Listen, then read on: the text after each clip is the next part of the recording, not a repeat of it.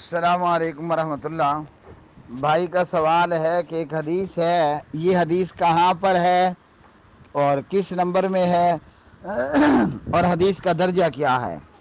حدیث یہ ہے کہ دین نہ وہ مدینہ طیبہ کی طرف لوٹ کر آ جائے گا جس طرح سانپ اپنے سوراخ کی طرف لوٹ کر کے واپس آ جاتا ہے۔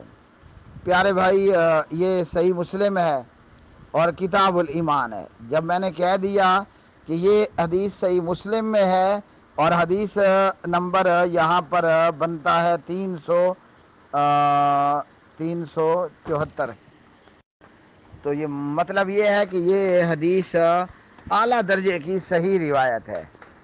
صحیح مسلم میں یہ کتاب کے بیان ایمان کے بیان میں ہے، کتاب الایمان، باب نمبر 65 ہے، باب بیان ان الاسلام بدا غریباً وسیعود غریباً، ہاں جی، وَأَنَّهُ يَعْرِضُ بَيْنَ الْمَسْجِدَيْنِ۔ اسلام ابتداءً بھی اجنبی تھا۔ اجنبی کا مطلب ہوتا ہے جس کی جان پہچان لوگوں میں بہت کم ہو، جیسے مسافر بندہ کہیں جائے تو تھوڑے ہی لوگ اس کو جانتے پہچانتے ہیں۔ اچھا جی، اسلام ابتداءً اجنبی تھا اور آخر میں بھی اجنبی ہوگا، یعنی قرب قیامت میں۔ اور یہ جو ہے وہ ایمان اور اسلام دو مسجدوں میں سمٹ جائے گا۔ اب دو مسجدوں میں، ایک مدینہ پاک میں مسجد نبی صلی اللہ علیہ وسلم ہے اور ایک مکہ مکرمہ میں مسجد حرام ہے۔ اس باب میں حضرت ابو ہریرہ رضی اللہ تعالی عنہ کی روایت ہے، حدیث نمبر 374 کے تحت۔ ابو ہریرہ کہتے ہیں کہ نبی رحمت صلی اللہ علیہ وسلم نے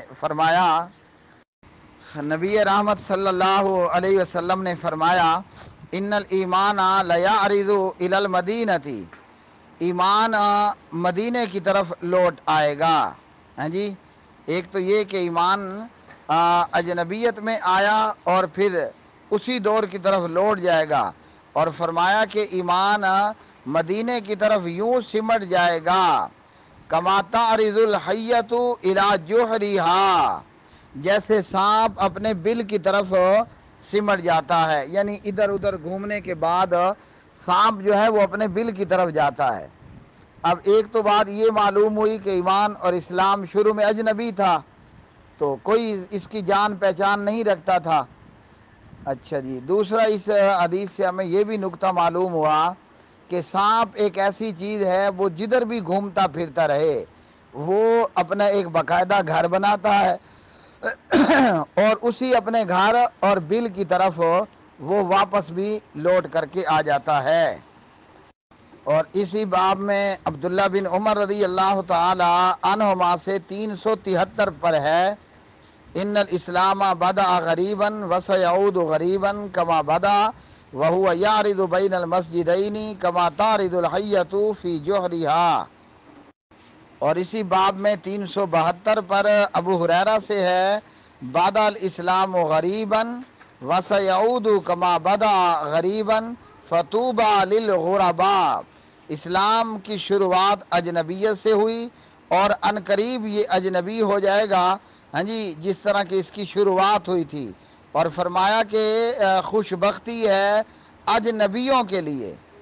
تو اب یہ کہ اسلام جس طرح پہلے دن تھا قیامت تک اسی طرح تو رہے گا، لیکن یہ اپنی جینون اور اوریجنل حالت میں کائنات میں صرف اہل حدیثوں کے پاس رہے گا، باقیوں کے پاس ملاوٹ شدہ ہوگا۔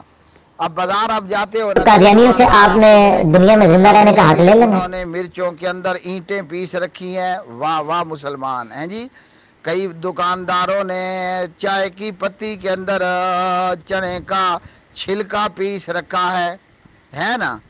اب مرچیں تو اس کے پاس بھی ہیں، پتی اس کے پاس بھی ہے، ایک اور ہے اس کے پاس بھی ہے، لیکن اس کی پتی چنے کے چھلکوں سے پاک ہے، اس کی مرچیں اور وہ پسی ہوئی اینٹوں سے پاک ہیں۔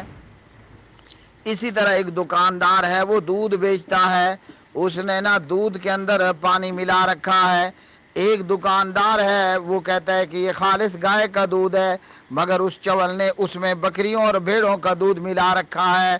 ایک وہ دکاندار ہے خاص کر پنجاب کا، اللہ معاف فرمائے، وہ کہتا ہے کہ یہ دودھ ہے، خالص دودھ ہے، مگر اس نے کپڑے دھونے والا پاؤڈر اور اس نے آئل اور گھی کے ساتھ نکلی دودھ بنا رکھا۔ خود بھی پیو تو اپنے بچوں کو بھی پلاؤ، خود بھی مرو تو تمہارے بچے بھی مر جائیں۔ ڈاکٹر بھی حیران اور پریشان ہو کہ کون سی زہر کھا کے آئے ہو کہ علاج ہی نہیں ہو رہا سوائے موت کے۔ یہ سارا دنیا میں اس طرح ہو رہا ہے نا، ہیں جی۔ تو یہ جو دین جس حالت میں جبریل لے کر آئے علیہ السلام، وہ دین قیامت تک اسی حالت میں رہے گا، مگر یہ اوریجنل اور جینون حالت میں صرف اہل حدیثوں کے پاس ہوگا، اللہ ذوالجلال والاکرام کی قسم۔ ہاں، بریکٹ میں آپ یہ ضرور ایڈ کر دیں کہ اہل حدیثوں کی بدعمالیاں، ان کی سستیاں، ان کی خرابیاں، ان کا کرسی کا پجاری ہو جانا، دعوت و تبلیغ کا کام چھوڑ دینا، ان کا دعوت و توحید کے اندر جرأت کے ساتھ توحید کا بیان، شرک کا رد کرنا، اس میں بزدل ہو جانا، یہ علیحدہ علیحدہ بات ہے۔ لیکن اصلی اور پیور دین اور ایمان آپ کو اہل حدیثوں کے پاس ملے گا اور جو دین اور جو اسلام اہل حدیثوں کے پاس ہوگا اس میں کیل و کال کا دور دور تک نام و نشان نہیں ہوگا۔ باقیوں کے پاس جاؤ گے تو کہیں کالا ابو حنیفہ گھسا ہے، ہاں جی، کہیں کالا فلاں گھسا ہے، کہیں کیلا فلاں گھسا ہے۔ اہل حدیثوں کے پاس موجود دین میں کالا کیلا آپ کو دور دور تک نظر نہیں آئے گا۔ جو بھی آپ کو اہل حدیثوں کے پاس دین ملے گا اس دین کے اندر اتنا ہوگا، حدثنا محمد بن عباد وابن ابی عمر جمیعا عن مروان الفزاری قال ابن عباد حدثنا مروان عن یزید یعنی ابن قیسان عن ابی حازم عن ابی ہریرہ قال قال رسول اللہ صلی اللہ علیہ وسلم بدأ الاسلام غریبا وسیعود کما بدا غریبا فطوبى للغرباء۔ اہل حدیثو تمہارے لیے طوبہ ہے۔ یہ غرباء کون ہے؟ یہ اہل حدیث ہیں، اللہ ذوالجلال کی قسم۔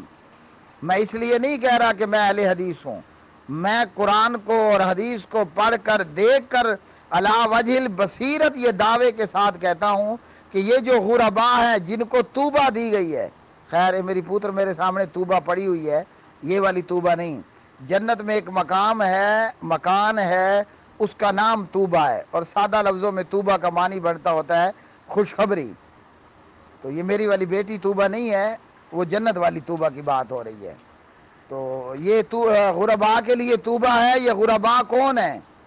یہ اہل حدیث ہیں کہ اللہ کا دین، ایمان، اسلام جینون اور اوریجنل حالت میں اگر آپ کو ملے گا تو اہل حدیثوں کے پاس ملے گا، یا مکہ ملے گا، یا مدینہ ملے گا، یا مسجد نبوی ملے گا، تو یا مسجد حرام میں ملے گا۔ اگر آپ کو اہل حدیثوں سے چڑ ہے تو چلو، اللہ آپ کو ہدایت دے، مکہ مدینہ حج اور عمرے کے لیے چلے جاؤ۔ جو دین کعبہ کے اماموں کے پاس، کعبہ کے خطیبوں کے پاس، کعبہ کے مصلی پر نماز پڑھانے والوں کے پاس ملے، لوگوں اگر دنیا آخرت میں اپنی خیر چاہتے ہو تو اس دین کو، اس اسلام کو، اس ایمان